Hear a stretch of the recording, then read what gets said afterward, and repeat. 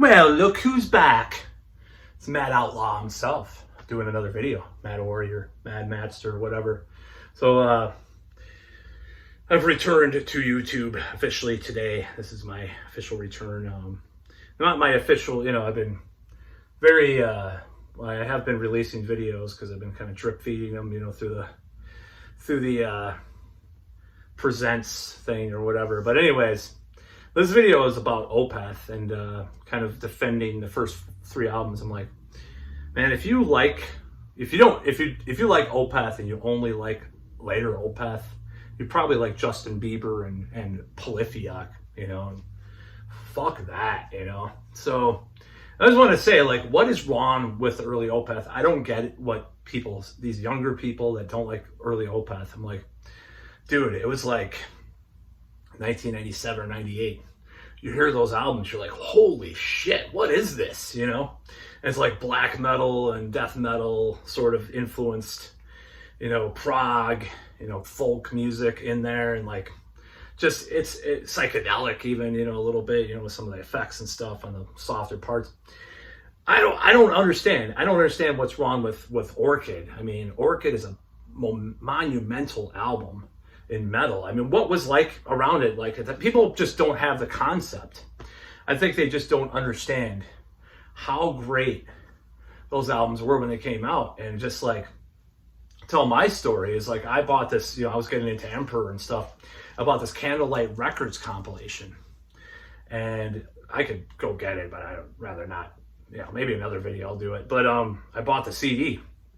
This place called the Razor Room here. It was mainly industrial and goth kind of stuff. I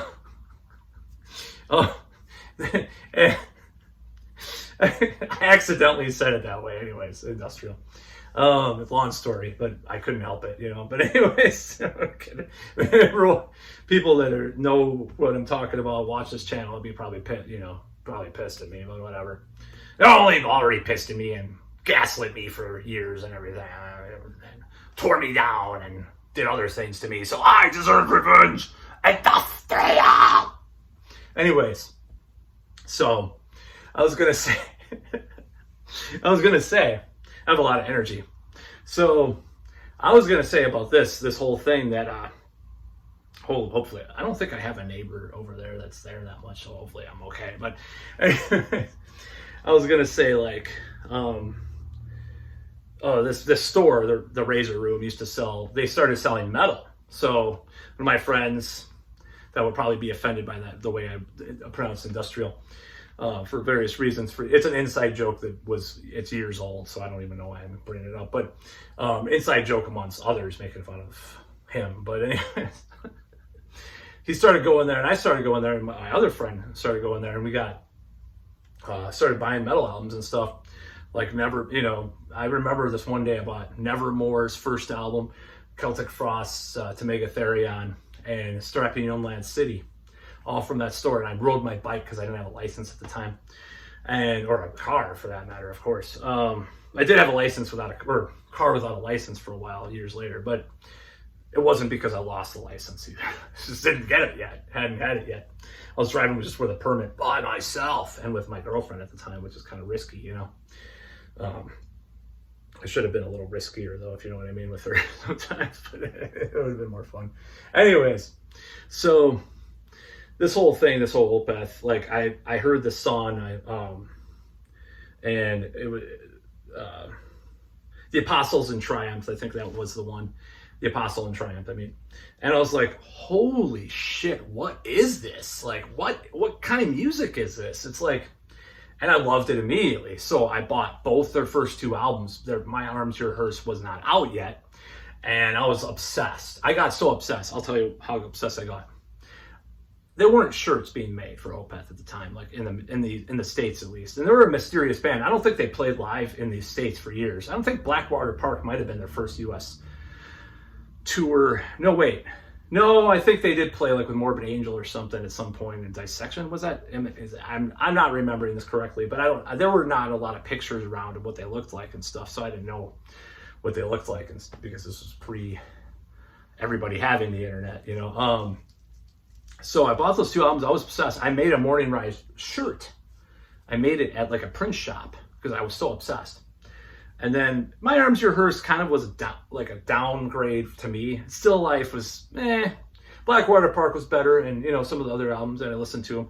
But in those first 2 albums, especially, I don't know what it is. I just love those first 2 albums. I think they're just as progressive as the later stuff.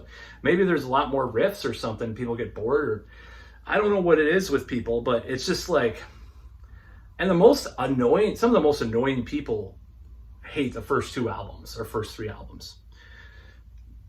Just like this guy that came over once to my apartment years ago, called himself a socialist. He was actually like a communist kind of guy, and he loved Muse. And he tried to play. He was a bass player, and he tried to play.